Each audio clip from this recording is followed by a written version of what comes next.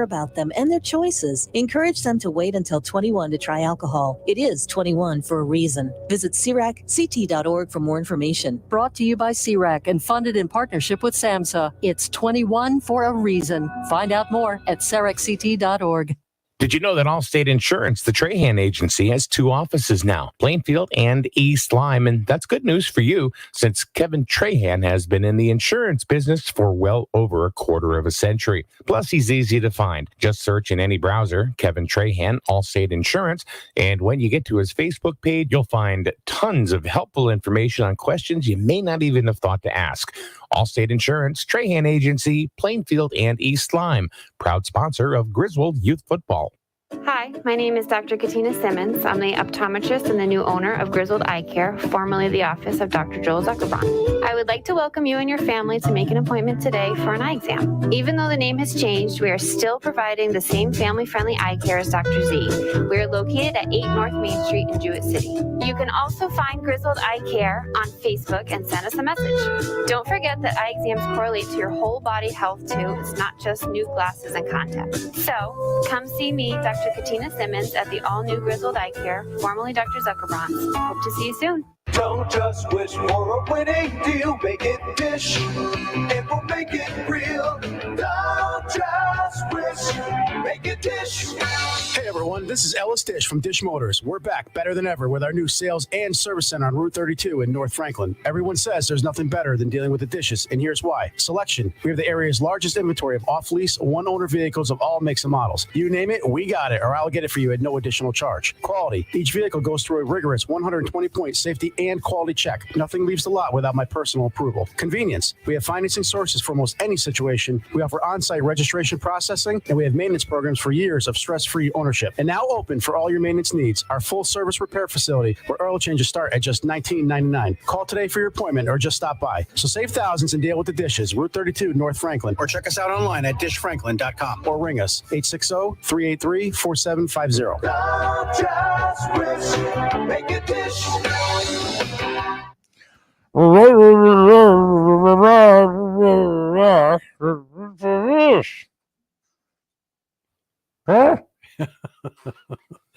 Right now, the temperature downtown Jewett City is 23 degrees. It'll be sunny today. Highs will be somewhere around 31 degrees.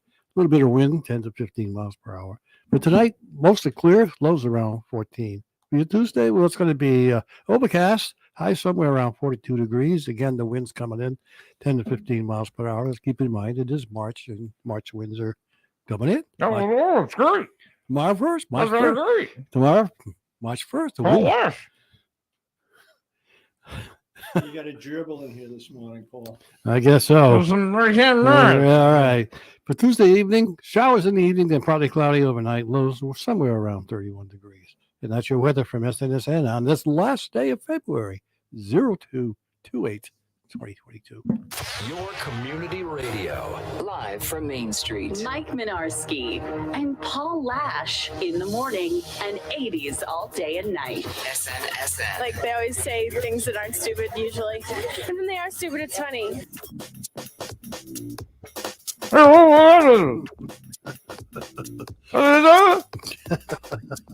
Oh my God. Hello? Can I understand me? Not a word. Miranda's turning her head like, what an idiot. She didn't deny the comments. So. No, she didn't. Guess what? She's a smart young lady. These are done. I'm going to rip my ear off. They're done for this week. For this week. Next week. Hi, You know, Miranda. we got Flip Flop Anthony down there still. What's up, Miranda? Hello. How are morning. you? Good. So, just so, I mean, everybody knows by now, Miranda is from, of course, Griswold Pride. We're also waiting for Patrick from Uncas Health. I wonder if he forgot.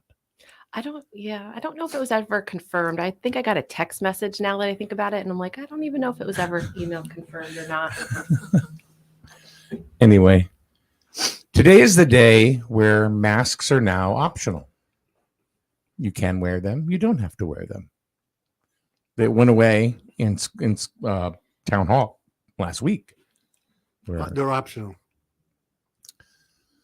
Yeah. Everything is optional. What? As it should be. It's optional, not that it's your choice. Okay, so to me, they went away.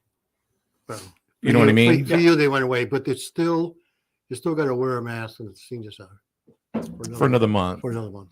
So, anyway, how you been, Miranda? Oh, just lovely. Yeah. I didn't know you enjoyed basketball like you do. I was a Wolverine basketball player. We won I didn't know 3 QVC championships. See, now you're dating yourself. Yeah. QVC. Yeah. Because QVC isn't that a shopping network? I think so. Yeah, it is. Good old Quinnebog Valley Conference. Yeah. I was part of that Mhm. back when I was at high school at Griswold. It was the QVC. Mhm. Now you've really dated yourself. I know. This is way back. So, how did you go to college and play basketball too? No. We played some intramurals at UConn, but yeah. That's good. So, what's going on at Griswold Pride? Give us an update of what's happening. Oh boy. So I'm sure by now everybody's heard of the public health announcement that went out a couple weeks ago with the increase in overdoses and overdose fatalities that hit New London County. So that's kind of why we wanted to come in and just talk about that, what was going on, what we were seeing. It wasn't substances that are typically thought to cause overdose. So it wasn't just fentanyl substances. It was substances like crack and cocaine that could have been cross-contaminated somewhere along the line, or even laced, who knows, with fentanyl. So those were causing, you see those fatals happen more with those types of substances because the population using those substances don't necessarily think to carry Narcan or have that on hand because they're not purchasing a fentanyl product. So that's what we were seeing. Not all the overdoses were crack or cocaine, but we saw an increase in them, especially in the fatal overdoses. Also, a lot of the overdoses that occurred in Norwich and New London were Griswold or Lisbon residents that were, using in the other towns too. So it was a particular concern to us to talk about it, to get the word out that there's harm reduction strategies to use to keep yourself safe or a loved one safe while they're using. How does any drug prevention agency or coalition even know that that's a possibility that's going to be happening? Like you guys sent out the email. So I'm part of a committee and that Uncas Health District runs, and it's called OD MAP. So it's a partnership with HIDA, public health and public safety officials, and we track the overdoses. So American Ambulance or whoever the top level first responder is, who goes to an overdose or suspected overdose response, they call it into like poison control, and then it's uploaded into a system. And so we can track that. We don't know exact locations. We can't, pinpoint the exact locations, but we can identify in real time any trends that are going on. So when there's a fatal overdose, we're all alerted of the fatal overdose. And then if there's multiple, then the alert would go out to the public health community. Because it was like when I saw that, I'm like, well, how do they know? How do they know that this is a possibility or this is something that's going to start happening? Yeah. Is there now I don't know if this is if this is factual or not, but is there a new version of fentanyl that is coming out? Well, fentanyl is like a man-made product. It is just constantly revolving door of whatever chemicals they're putting in there. Who knows? And what's being added to the fentanyl product to every time it's cut from a different dealer. Who knows? I mean, we've talked about it here before, xylazine, which is, you can buy it like a Tractor Supply or an Agway. And we had 10 overdose deaths in 2021 last year here in Griswold, 10, the most we've ever had. And in 6 of those 10 deaths, xylazine was also found within the substance after, the medical examiner examined, what was in the body. So that's particularly scary because it's a really cheap cutting agent and it's killing people. What is xylazine? It's like an animal tranquilizer or something like that. But yeah, it's, purchase at a pet supply store. So Why would anybody even think that would be something? It has similar effects, I guess. Like it's a depressant, if it's a tranquilizer, so like an opioid would. So, and it's cheap and it's available free, cutting agent. So from what I don't understand cutting agent. So every time a substance goes through a dealer, it gets cut on. So it's mixed with something else, so they have more of the product to make more money for themselves. So they're just adding stuff So they're into it. Yeah, they're adding stuff into it to make the product go longer, pretty much, and so they can make more money. The problem is they don't know what it was cut with before them. So somebody could have been adding like the regular amount of xylazine just enough, but now it could have had the dealer before them could have added xylazine as well. So now that's also not Narcan doesn't work on the xylazine part. So it's hard to reverse that part effects. Of the overdose. Yeah. Mhm. I hear many comments about drugs just pouring over our southern border. Is that in fact? I don't track that type of stuff. I don't know. That would be DEA type of questions. Do you have any knowledge of whether that is in fact the case or not? No, I don't have any knowledge of that. I just don't understand why people would even do that. Back in the day, when like cocaine was like the drug of choice, of a certain demographic, even they would cut it. I'm just learning these terms actually, like talcum powder or something like that. Something that, again, that would make it go further, but why wouldn't they just do that instead of adding something that would potentially kill you? Well, I think she explained it because they wanted, by cutting it, they got more and more material that they can just keep selling. Yeah.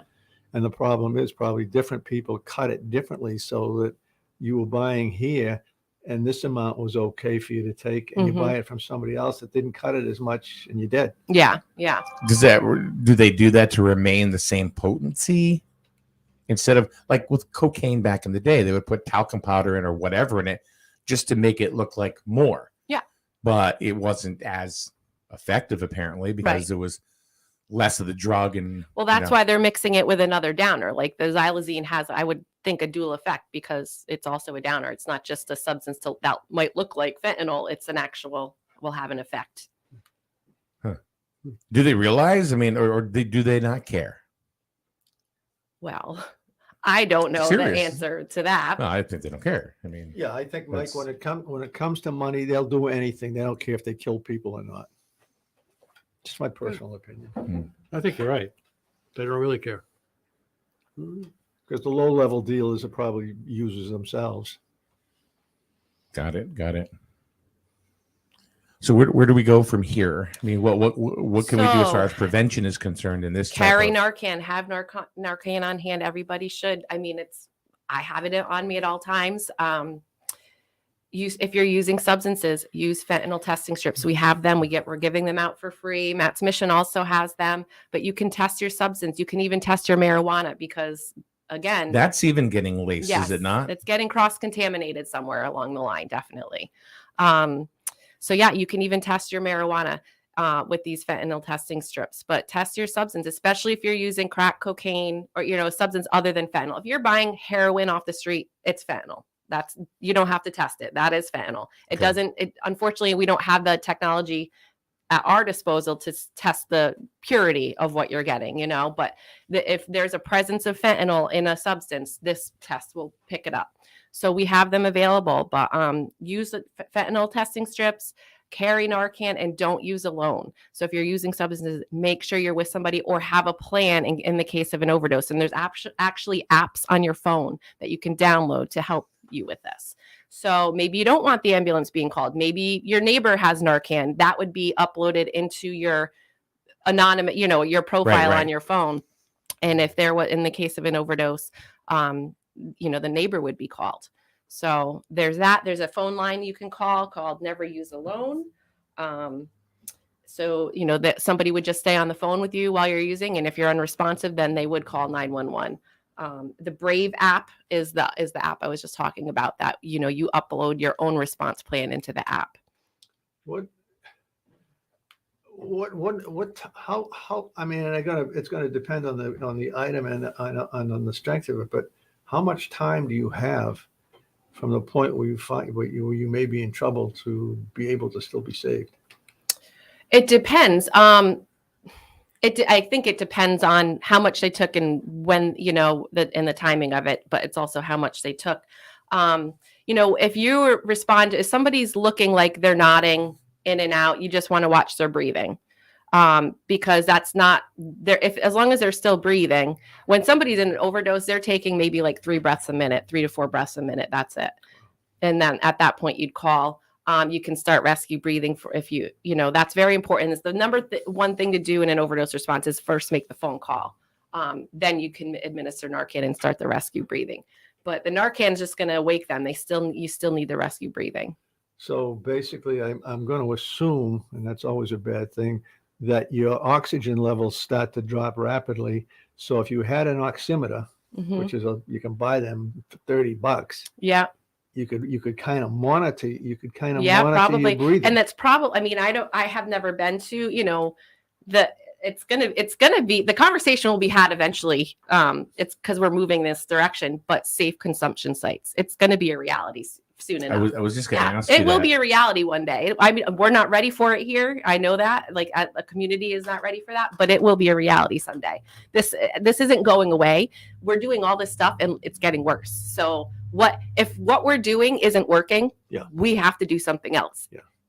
What is insanity is the definition of insanity is doing the same thing over and over and expecting a different result. So the conversation will be here one day. Mark my words. February 20th, 2022. No, I mean, what I was going to ask is this one of the reasons why? I mean, I've seen the shift in what Grizzled Pride is doing. I mean, or I should say, not shift, but maybe adding to what they've been doing for years and what you've been doing for years. But it seems like there's more. Okay, we know you're going to use, so like the needle exchange program. Yeah, exactly. And we know what we're talking about today. People are going to do it, and you may have a hard time stopping them. You're not going to stop them. So keep them safe while they are using, which will keep them alive. And then eventually, maybe one day they will say, okay, today is the day and I'm ready. And with all these services that are in place here in town, we're ready for that day. What's the average age of youngsters starting to use these substances? We don't track age of onset for anything. I mean, we just got our school survey report back.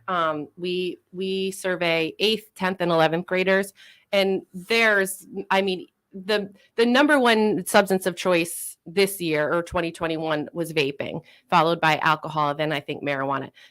Heroin, even prescription drugs, they're very low on the totem pole as far as that goes. So I'm not sure what the age of initiation is on that. All right. So you mentioned vaping. Do they use fentanyl? I mean, I know nothing about this subject. Okay. Jim, talking to the microphone. Please. I'm as ignorant as you possibly can be on this whole subject. And it's not going to move any further, Jim. The question really is vaping a number of different substances that are being used, and marijuana is a big substance that's being vaped. But that supposedly is not deadly. Correct. So the vaping. I'm not saying it's good at all. I mean, I don't think anything you ingest like that into your lungs in particular certainly is not good. But you're saying that's the number one thing, I guess, that you just said this past year. For youth, yeah. For use. Mm-hmm. Is it considered a gateway towards other things? We don't, in the prevention field, we don't use that term anymore. Okay. Because it gave a false narrative. Like, if you smoke a cigarette, you're going to be, shooting up heroin someday. That's not the case. Are people who, opioid use disorders, did they start using opioids, or did they start with marijuana or smoking? They probably started with something other than opioids. but it doesn't mean because you smoke cigarettes as a teenager, you're going to be a heroin user someday. So I think it gave that, false narrative. And even I remember doing, That makes sense. Yeah. Even Kelly Barrett shared. So Kathy's daughter, Kelly, she shared, we were doing a podcast one day and she was sharing that her brother, who passed away, who had an opioid use disorder. Maddie B. Yeah, Maddie. And he shared with Kelly saying, like, I thought I could handle this because they always told me if you smoke, or whatever substance he did as a kid, he could handle. So he thought he was just going to be able to handle heroin because he never got addicted to marijuana or this or that, and which everybody said was going to happen, the don't do drugs, like that, the dare mentality from the 80s and early 90s. And that didn't happen. So he thought he was going to be able to handle trying heroin or opioids or whatever. And that wasn't the case. And that's not the case, that kind of opioids just hack your brain. Now, when it comes to like heroin, is that a drug? And I really don't know that the more you use, the more you the want, tolerance. or I should say the larger the dose, the larger the dose, the larger the dose. Yes, you build up a tolerance. Yes. Yep. Okay. All right. Because I know of somebody who actually went into jail and came out, and they were, I guess, detoxed, and come off of it. And it was their birthday, and they figured they would go ahead and try it again or whatever. And they took a dose that they were used to taking, which they can't handle anymore. And it ended up taking and that's a lot of, and that is a story of so many fatal overdoses. Is like, newly out of a treatment program, newly out of incarceration, and they think they can do what they did, and they can't. Their bodies, can't handle that anymore. So that's why we try to outreach specifically to that population. That's where we bring in Daryl McGraw from formerly Inc. And we actually have backpacks right now for that population that we're handing out with Matt's mission. So it has all the basicness, supplies they would needed being released from a program to re-enter society, and then all the resources they would need to. So contact us if you need one. I guess the problem I have understanding is, anybody out there today knows that there's the possibility of death from much of this stuff. Okay. I can't fathom why our youngsters are doing this and knowing what the end result may possibly be. Can you shed any light on that? I don't think there's a lot of youngsters using fentanyl products. Does it happen? Of course, but I don't think that's what's going on among, the youth that we're seeing anyway. It's vaping, alcohol, marijuana. Okay, but the vaping, we're talking about death here, and is vaping causing many, many, many deaths? It will eventually. One day we're going to have that we'll have that data. I'm sure it's going to be just like cigarettes, if not worse. Okay, all right, but all right. So it's a cumulative death. You die from tobacco over. Well, some people smoke their entire lives and have no ill effects, but many people have ill effects after a few years, I guess. But the vaping, so basically, there's not going to be instantaneous death from vaping. No. Okay. No, unless if you're vaping a marijuana product and it was laced with fentanyl or something, or cross-contaminated with fentanyl, I guess that's that could happen. Yep. There's a comment from Laura, and you can speak to this. I would think. She says, for an addict, nothing else matters but getting high, even the possibility of death. Yeah. Like I said, their brain it doesn't work like ours works anymore. So they don't have that reasoning to be like, wow, I could die from this. Yeah. Okay. Because the opioid overtook that part of their brain. So speaking of like somebody's brain and the development of somebody's brain, how long is somebody's brain developing? Until 25 years old. Okay. So that's why youth substance use prevention is so important, or even if it's not preventing it until 25, but delaying that age of onset, the age of initiation, I should say, is a huge thing. So if we can prevent youth from using any substance, because even vaping, yes, you're not going to die from it now, but that is still a dangerous substance because their brain isn't developed yet. So if they become addicted to vaping, their brain will now be altered for the rest of their life because of that developmental, delay that it causes. Is there any tracking of data? I'm thinking in my case, my family was total non-smokers. Okay. So none of my, it's four of us. I got three younger brothers. None of us have ever smoked. Do you see any correlation between, let's say tobacco use and leading into other drugs? Well, like I mean, guys, said, what I'm saying, if there's smoking going on in a family, is there a higher correlation with the drug with youngsters having drug issues? Is there any data on that? I'm sure there's probably some correlation studies on that. But to say that because you grew up around smokers, you're going to be a drug user, like we can't make that correlation. Mm-hmm.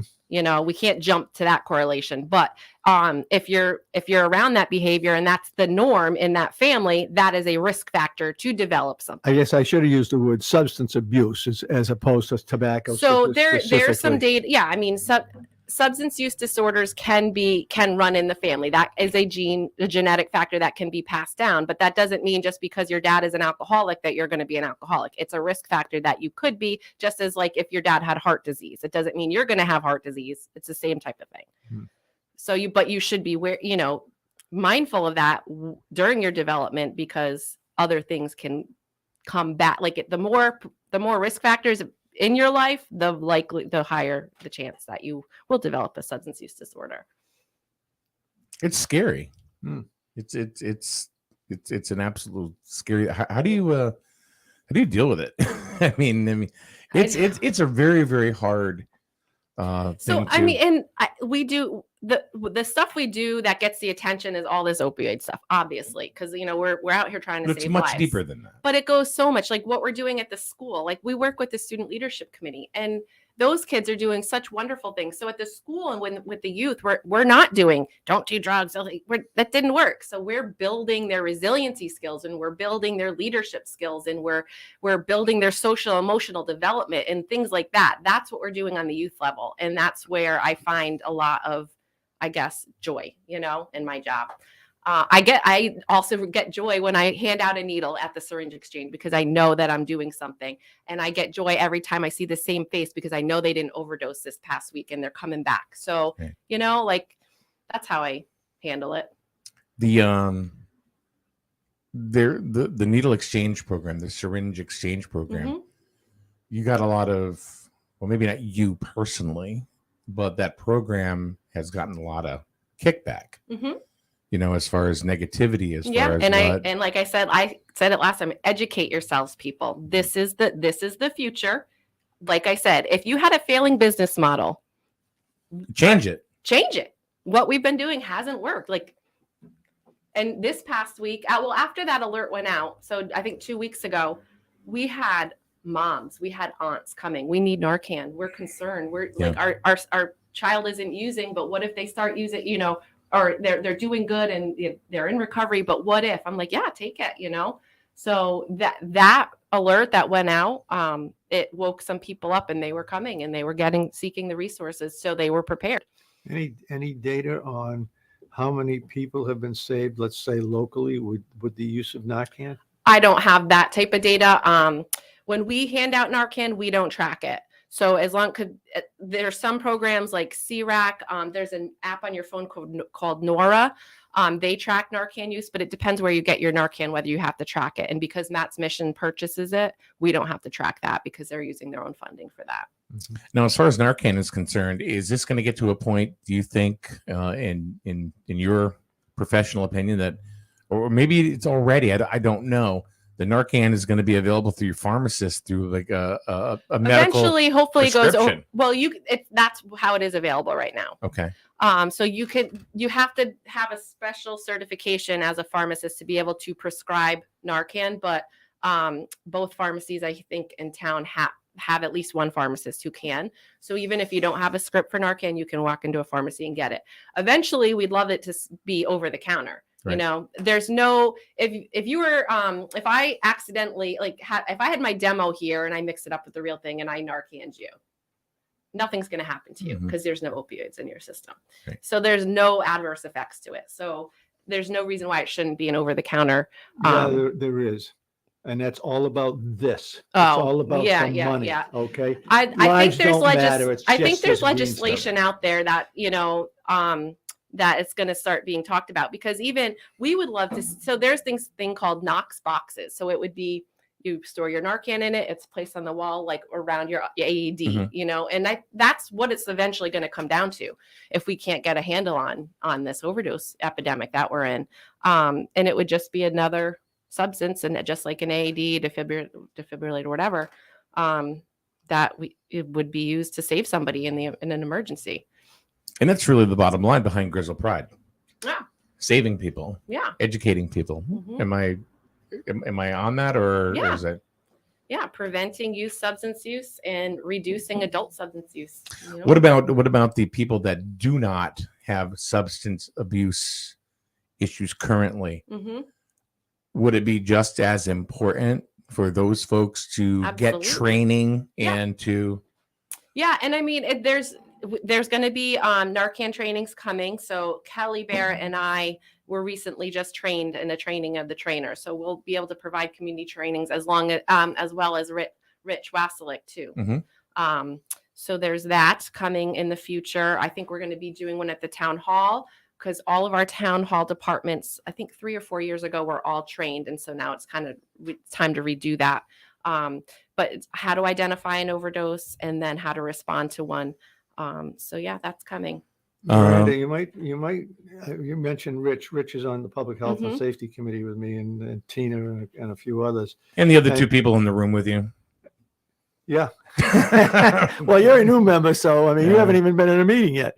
But darn basketball stuff. But so we should make that connection there. Yes.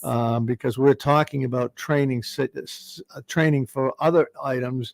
And in my recollection, we haven't specifically talked about training in the field that you're talking about. That's probably more critical than anything else we're talking about. Yeah, there's another really good community training too called QPR, and that's called Question, Persuade, Refer. That's the one I went through, right? It's suicide prevention, and that's another good. It's like CPR, but for your mental health. It's called QPR, and that's another good one for public health and safety. I should probably come to a meeting. Yes, the third Mondays of the month at 6:30 in the town hall upstairs conference room. Okay. We just make sure that. Victoria makes a comment, and I'd like you to speak to this. And I know you got to go because I know it's 10 after 9. I got a few minutes. You got a few minutes? Yep. Okay. She goes, addicts also develop a resistance to Narcan. The dosage increases, or the dosage increases the more it's used. And the more fentanyl that they used, yes, you might need more Narcan. And there's a new Narcan out there that is like a double dose of it. So that is out there too. What we have locally, we don't have the double dosed one yet. Because from what we're hearing is that if you use that much, okay, let's start from the beginning. American Ambulance is starting to use their Narcan a little bit at a time, because they want to use the least amount possible, because if you use a lot and it wakes them up like this, they could wake up very combative. The American Ambulance wants to wake them up slowly. So it's a safe environment for everybody there. So because they do come out of it angry. If you wake combative, yes, they can. So the word from our syringe program, from what we're hearing in that program, is that nobody wants to be woken up with that really high dose right now, because if it's needed, absolutely. But if if your emergency medical response, they're going to have plenty of Narcan available to respond. Paul, you've been pretty quiet through this whole thing. No, I've just been listening. So I just want to speak to the person commenting. Yeah, the person commenting. Thank you for your interactions, and I just want to say, we're trying to just change the language even around substance use disorders. And so I try not to say the word she's using, but I mean, if she's part of that community and that's what's comfortable to her, that's perfectly acceptable. But for us, we're trying to steer the language from that. So this is a substance use disorder, an opioid use disorder, a person with a substance use disorder. We don't say addict, because what do you think of when you hear addict?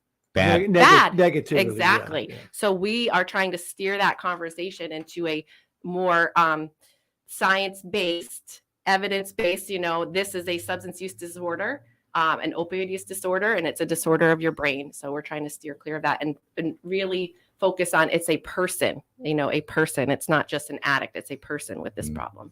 And it afflicts anybody. Mm-hmm. Just when the amount of, or the people, some of the people that I've known that I never would have thought would have had, this disorder at all do. Mm-hmm. It's amazing. You can never second guess. Ever. Yeah. So basically, carrying this conversation a little bit further, the legalization of marijuana for recreational use here, and allowing people to grow it themselves, that could take and lead to a safer use, because now you're not buying it on the street from somebody who is cutting it or adding other substances to it so that they can say, hey, I got really good marijuana. You'll get a quicker high faster or something like that. Mm-hmm. So here again, we're delaying it. Massachusetts has had recreational marijuana for, I don't know, 4 or 5 years, I would say, up there at least. Mm-hmm.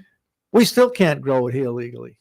Well, there's a lot. So the state, though, they kind of, when this all went down, the state legalized it, and then 2 weeks later, it was like, here, towns, you figure out what to do. They released it that said yes, but there was no guidelines on what to do. So all here in town, we have a 12-month moratorium.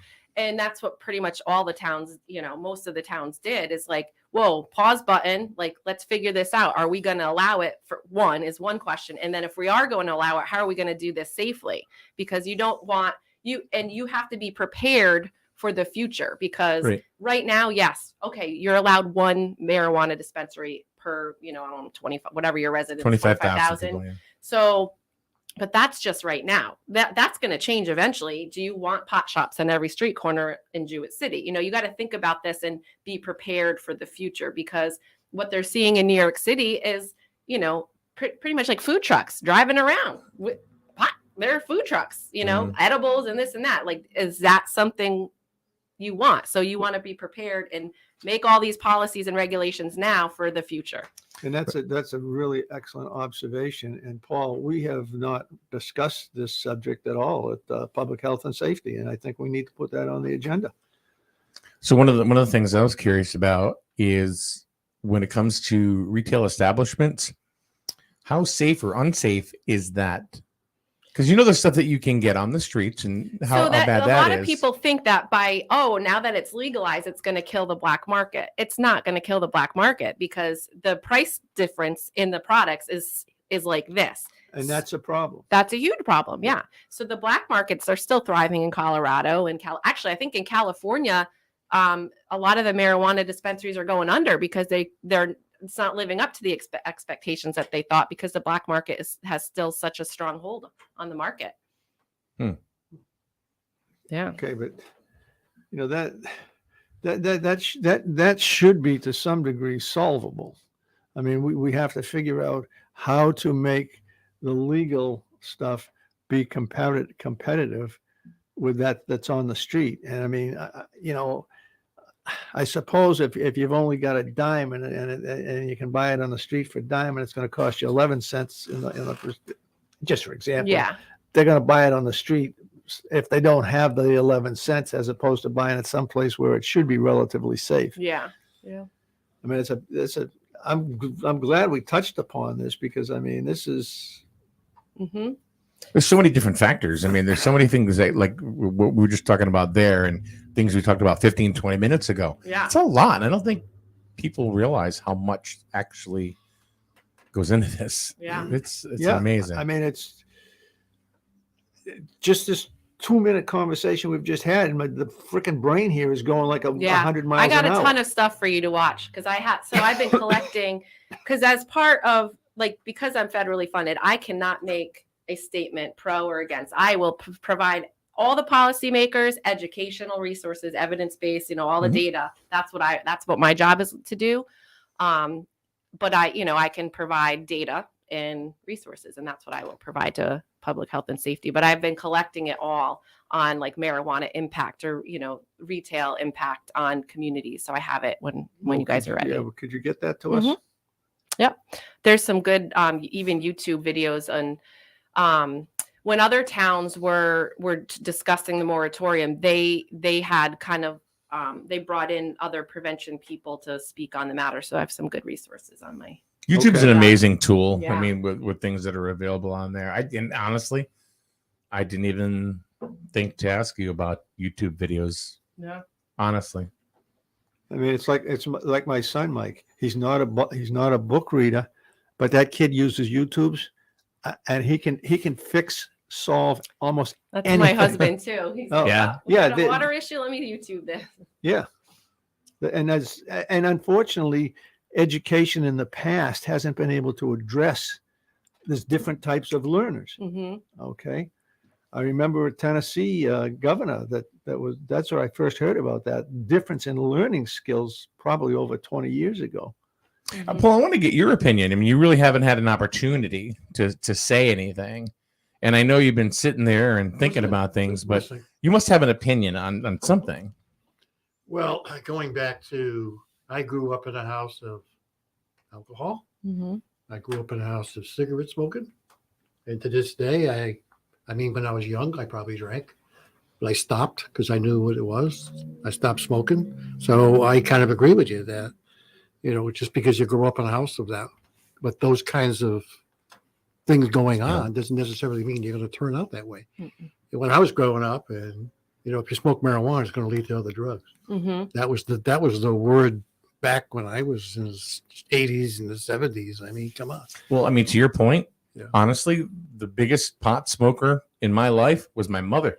Yeah. And I don't smoke it. So you're right. It doesn't necessarily mean that it's going to happen with me It doesn't. but I don't. I've done it. Yeah. But it just. And I think Same thing with alcohol. Just never did anything for me, really. I think a lot of kids, because they drink, they think that's the reason why they do that, and they use that as an excuse. But that is not the excuse. It's just that they just got turned around and doing it themselves. But See, I've never smoked a marijuana cigarette. I have. I'm afraid of it. Yeah, me too. I have. Okay, The trouble is, I smoked it when I was drunk. Mm-hmm. Yeah. I mean, what the hell? I was Good combination. 25, 30 years old. I was just drunk. I don't know what the hell I was doing. I mean, right, wrong, or indifferent. I smoked it. My mother wanted me because she knew how afraid of it that I was, but I never took to it. Just never did. No, I never did either. No. I don't know what the difference is. So you talk about, just, to your point again, just because a parent or a child doesn't mean the next generation is going to do it. Right. Now, is there a lot of willpower involved in this? I mean, Paul just gave his example, and he stopped drinking and stopped smoking and everything else. Yeah. I think that's why that's what we're trying to focus with the youth, like building the skills so they can say no, and feel confident doing that. So peer pressure, I imagine, is huge. And peer pressure, probably, but I mean, I think there's so many mental health crises among our youth, anxiety and this and that. And so they might be using just to calm that. And so let's build their skills to start controlling their mental health issues better so they don't have to turn to substance use. And of course, Paul, you and myself, and me being even older than you, and you're ancient, so that makes me back in the Greek times. You're older than dirt. Yeah, I'm older than dirt.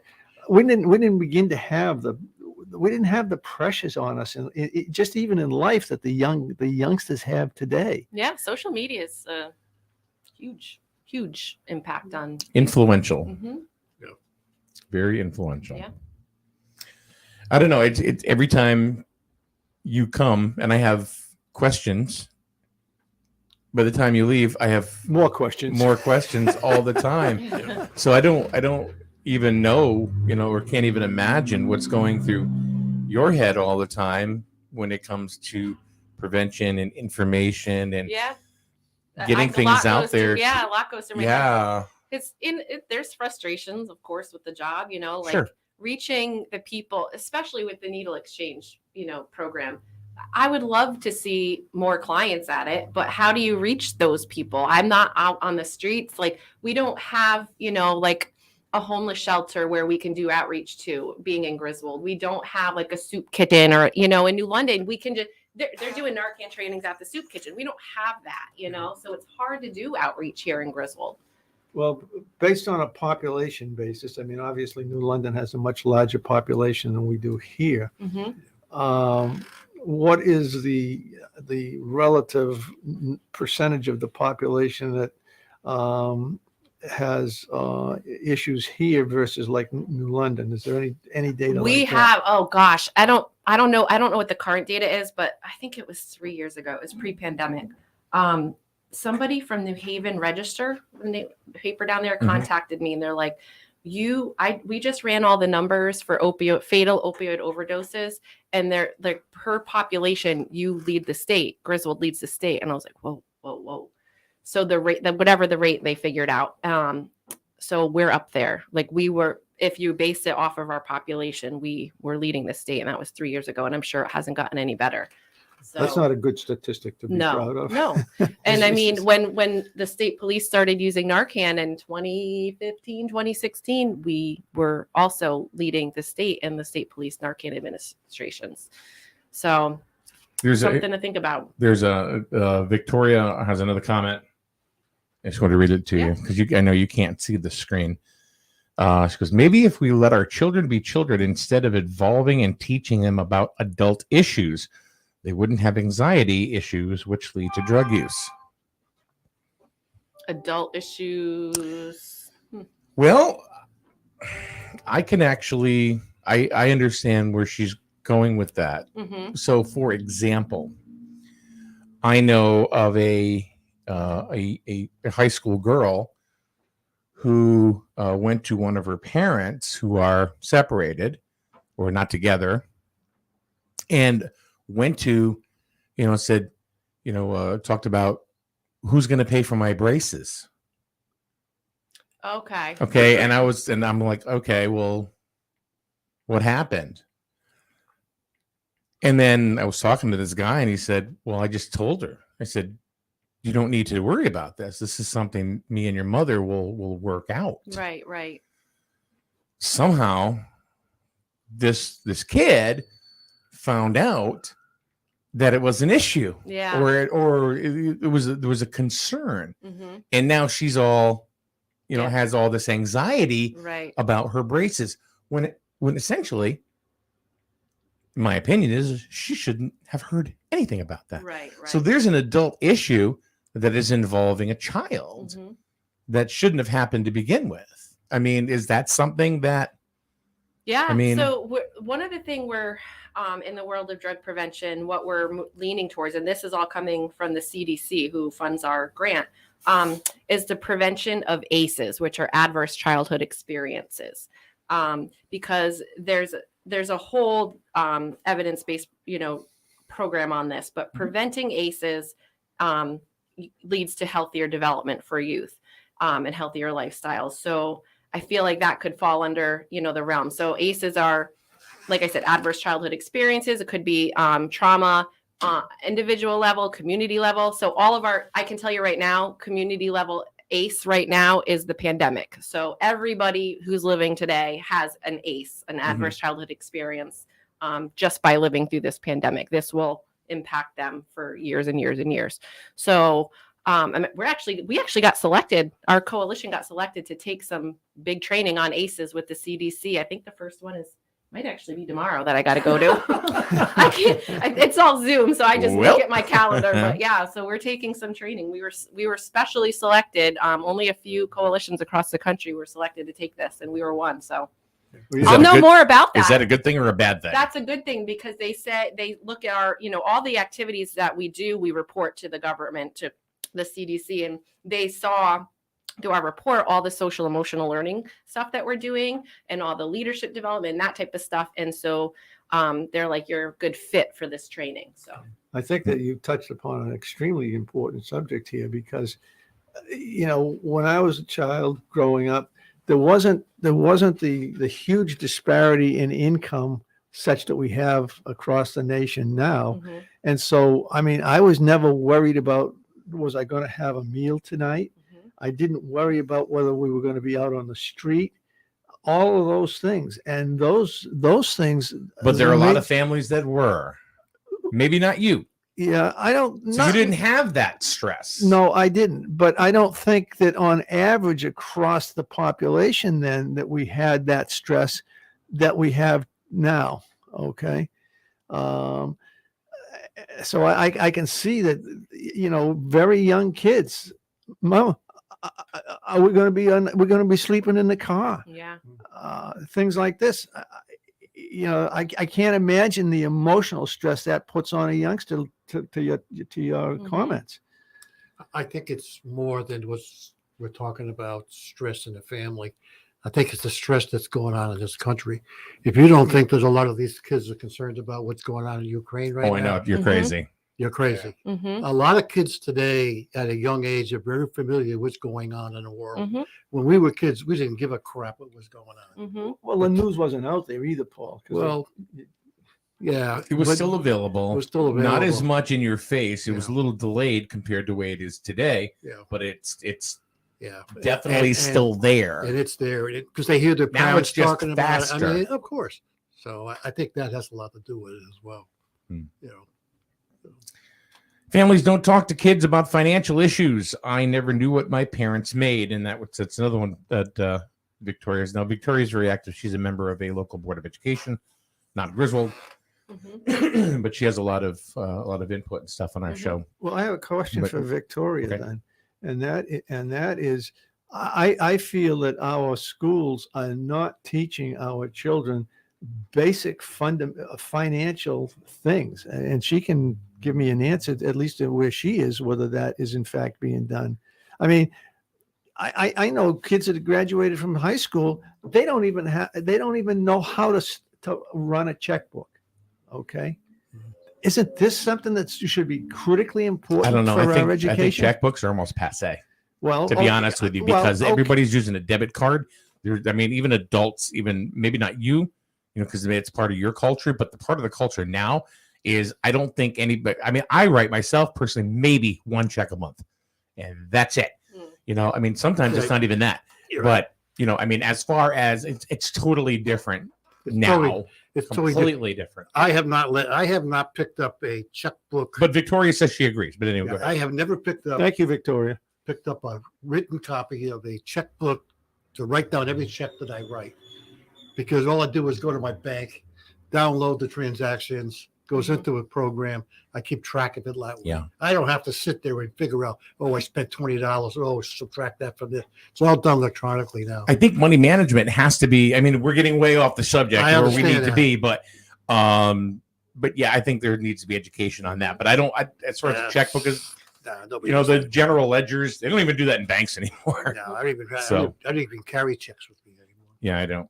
So, do you feel there should be more like drug prevention courses, actual drug prevention courses in, say, high schools today? Maybe we didn't think about this 20 years ago, 30 years ago. But what about now? Right now, I know it's like integrated into the health curriculum. Mm-hmm. So, and I think that's a state mandate. It's there. So they're getting it. They're not getting it every year, the information. But like I said, we're so far. We're not just like, this is marijuana. Like, that's not what we're doing. You got to teach about the harmful effects and all that, but it's so important to build those protective factors, and I think that's what we've got started anyway going on in our high school. So I'm happy about that. And So middle I school. do have a comment here, and this is from Mary Beth, who is the Board of Good morning, Mary Education Beth. chair. And she goes, this is not true. She goes, at GHS, there are courses taught for all aspects of finance, mortgages, checking, and savings account balance, budgets, I thought I etc. had it, yeah. Well, I'm really glad to hear that, Mary Beth. Is that something that's reasonably new in our school, or has it been going on for quite some time? And she says, "Hello, Miranda." Hello, neighbor. You want to ask that again, Jim? Yeah. Is this financial learning at at our school system here? Has that been something that's been going on for some period of time, or is it relatively new? No, it's been going. FPM, I think it is, right? Bye, Miranda. I know Miranda's got things she's got to do. She's got to get to, but I believe it's called FPM, Financial Planning Management. Mm-hmm. I don't even know if I used to have the acronym correct, but maybe Mary Beth, you can go ahead and. And a second question on that is that taught to all of our students, or is that only in selected classes? I think all kids have to take. FPM. Well, you wouldn't teach a fourth grader. No, but I mean, but I think as a high at school, the high school level, I it should be think taught to everybody, in my opinion. because most kids, when they get out of school, a lot of parents give a kid a debit card just so they learn. Right. Because then one of the things that I know a lot of kids have to do is they have to acquire credit. Once you graduate from high school, you need to start working on your credit. Mary Beth says it's been going on for a while. My students have been my students have been out since 2004 and 2008, and they had those classes. And she goes, it's a requirement in 11th grade, I believe. And I can speak to that because Cameron had to take it last year. Good. He's a senior this year, so good. I believe she is 100% correct. Yeah. So it's some interesting information. I mean, when Miranda comes in, there's always something new. Just when you think you have a hold on something, something new comes up. Something else, and I think Miranda's also correct by saying, you have to change. Yeah. You have to change the curriculum, sometimes, and that's exactly what they're doing. Mm-hmm. They're changing the focus of the whole program. They know people are going to use. It's not that they're happy about it or it's unfortunate, but they know it's going to happen. It's just a fact of life. So now that they're getting more education and more information out there on how you can prevent death. Right. Really more than anything. All right. It was a pretty interesting program this morning. Yeah. We're going to take a quick break. We'll be back in a minute right here on SNSN. Days are over and it's time to start paying the bills. Let Cash for Cars help you out by taking away that old jalopy in the backyard. The one back there. Cash for Cars will tow away your cars, trucks, SUVs, and pay you $300 to $400 in cash. Blown up, no title or keys, they don't care. Call Cash for Cars, 860-373-2556, or shoot them a message on Facebook. Search Cash, the number 4, Cars. Cash, the number 4, Cars. And get paid now. You buy better. Better with Burns. Much better. So much better with Burns. The right insurance at the right price. You buy better with Burns. You buy better with Burns. You buy better. A new season is upon us. Let's not fall into bad habits and let another insurance policy go by without review. Our offices are open and our licensed agents are available to shop your policy coverage and prices with dozens of insurance companies. Phone, email, 24-hour chat, or a good old-fashioned face-to-face meeting. We offer it all. Home, auto, business, and life. The Burns Agency has been a trusted, full-service insurance solution in your community since 1932. There's no better time to start saving than today. The Burns Agency, Norwich, Dayville, or online at burnsagency.com. Better. Better with Burns. Much better. So much better with Burns. The right insurance at the right price. You buy better with Burns. You buy better with Burns. You buy better. Do you know the importance of house numbers? House numbers are not only convenient for finding addresses, but necessary for emergency responders to locate those in need. Residents are encouraged to take a few minutes to install house numbers or to examine the ones existing on your house. Those extra minutes spent trying to locate a property can mean the difference between life and death. So take the time now to be sure your house numbers may be seen from the street.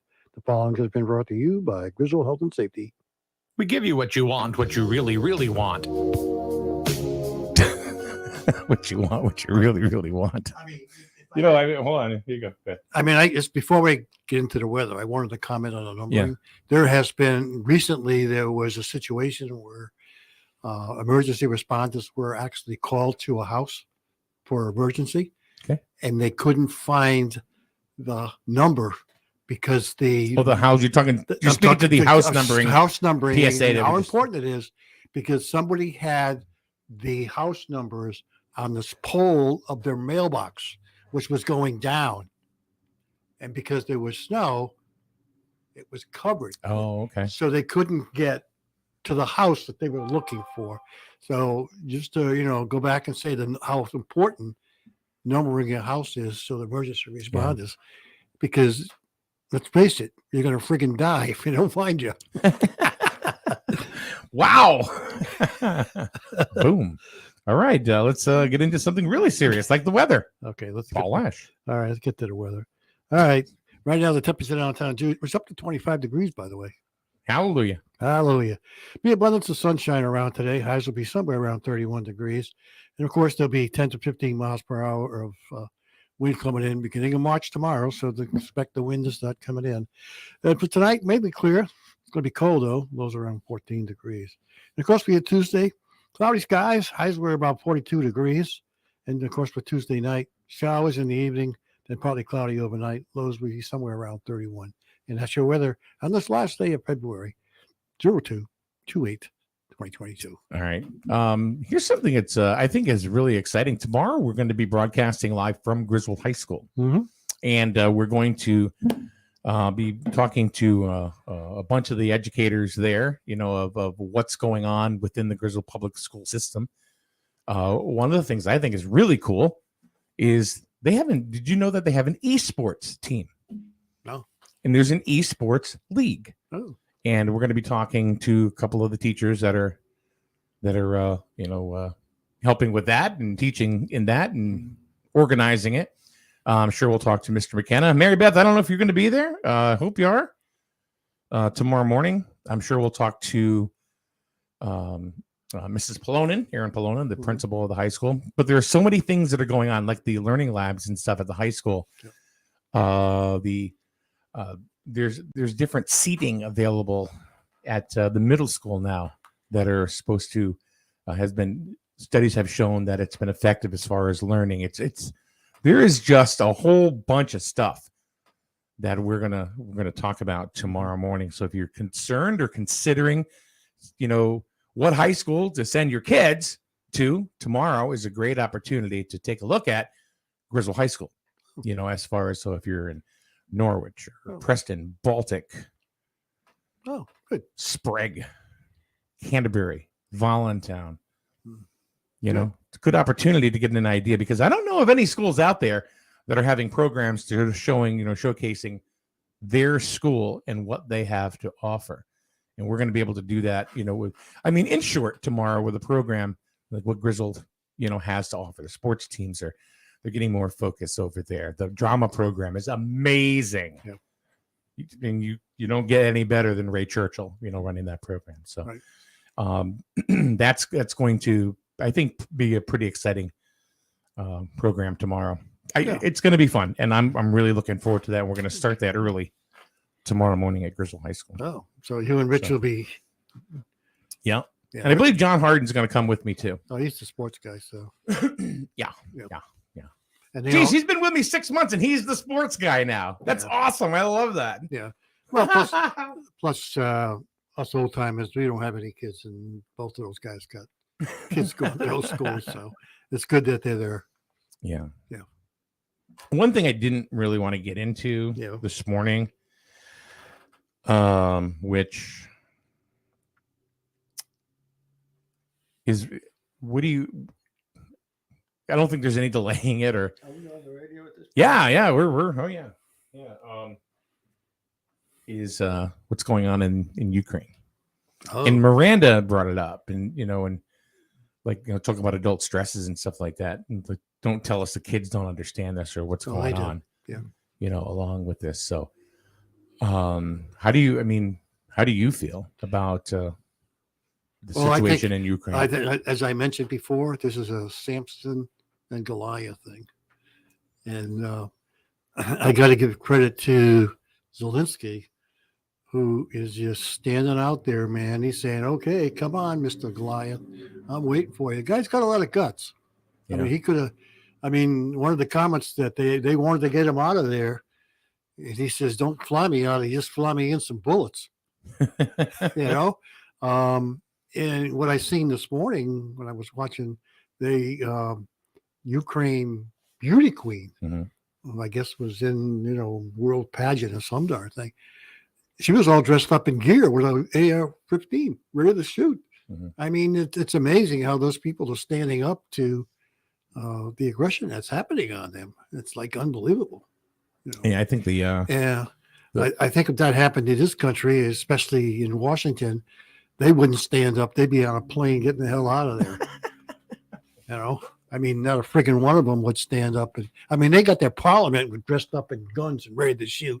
I mean, they're there to protect their country. They're there to protect our country. The people we have in Washington be on the first plane to get underground. It's pretty inspiring to see the Ukrainian people rising up. Oh, absolutely. Instead of saying, tucking their tail between their legs and running. I mean, they are. They're not letting it happen. They got 40 million people in Ukraine. Yeah. 40 million? 40 million. That's more than Russia has. Yeah. I think the Russian population is about 30. 30 million. It's funny you said part of the reason I came down this morning was potentially to talk about Ukraine and what's going on and the implications across the world, including the United States. Well, I mean, it's all impacting us. It's impacted us on the wallet because we all know the gas prices are going up. That's for sure. Well, if you recall, I didn't hear him say it, but it was attributed to him. Our president says he wants to make the cost of petroleum so expensive that we have no choice but go green. That's exactly what he's doing. And I mean, when he was elected, gas was $2.19 a gallon here in Jewett City, and what is it now? $3.69. So I think it's about that. I think he's being pressured by the Green Deal folks pushing him to not open up the pipeline because there's way he could reduce the cost of gas. I mean, it's like any kind of fuel. So getting back to Ukraine, though. Yeah, just get back. Laura said that the Ukraine said they're going to release prisoners who have military experience to help fight. Is that a good idea or a bad idea? Hey, in this case, why not?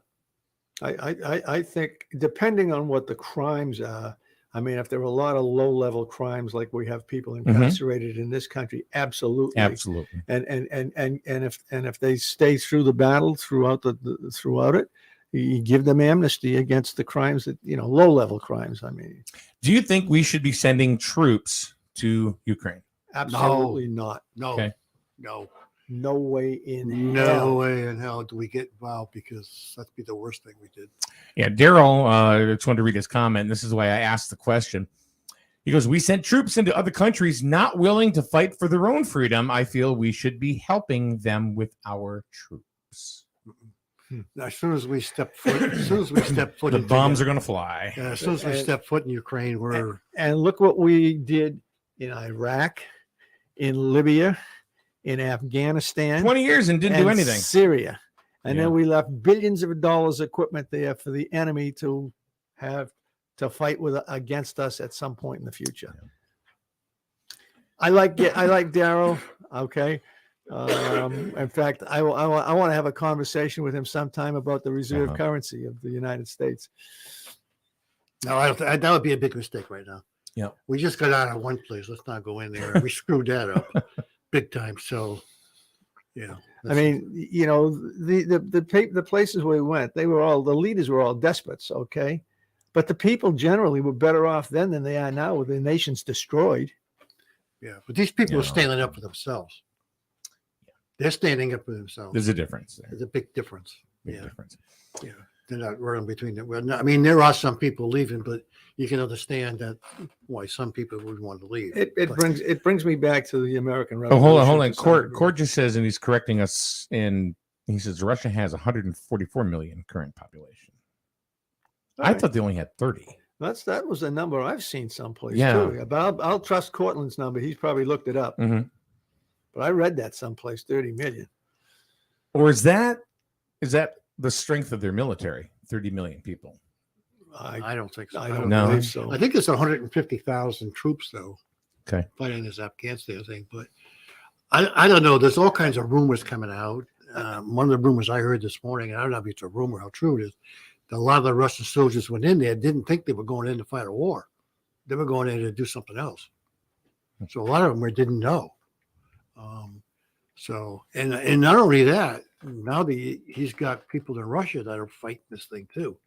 He's got people in his own country that are revolted against.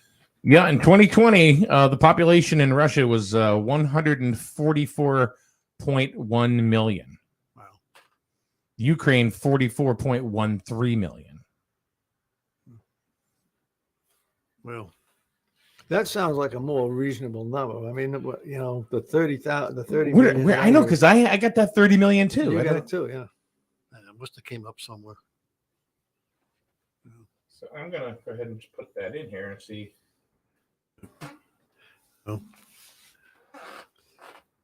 Demographics of Russia in Wikipedia, and of course you got to put some qualifications on Wikipedia because anybody can write there. 142.8 million according to the 2010 census, which rose to 145.5 million as of the 1st of January 2022. So, Cortland, very good. Thanks for correcting us. Very good for you, Don. All right, that's going to do it. We're going to be out of here, and we will be back tomorrow morning. We'll be at Grizzle High School starting at about 8 o'clock tomorrow morning. And we're going to be able to showcase, like I said, a lot of different programs and different activities that are offered at Grizzle High School and the Grizzle Public School System. So that's going to be tomorrow morning. So, Paul, thank you very much. Jim, thank you for coming on by. And we will see everybody once again tomorrow morning right here on SNSN. See ya! Don't just wish for a winning deal. Make it Dish. It will make it real. Don't just wish. Make it Dish.